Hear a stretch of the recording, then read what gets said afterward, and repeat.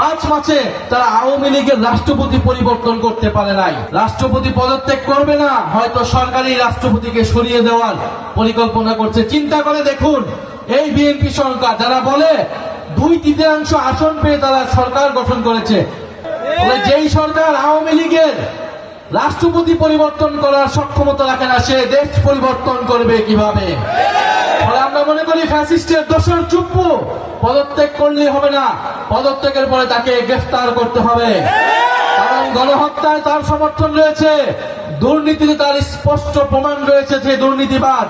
ফলে সেই ব্যক্তিকে অবিলম্বে অপসারণ করে তাকে গ্রেফতার করে বিচারের আওতায় আনতে হবে এবং একজন যোগ্য নিরপেক্ষ অভিভাবক সুলভ ব্যক্তিকে এই বাংলাদেশের জনগণ রাষ্ট্রপতি হিসেবে দেখতে চায়। আমরা দেখেছি বিএনপি সরকার অতীতেও রাষ্ট্রপতি নিয়ে অনেক টালবাহানা করেছেন।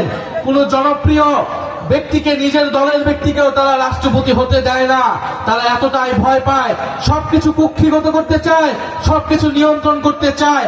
আমরা দেখব বিএনপি সরকার এবার কাকে রাষ্ট্রপতি নির্বাচন করে।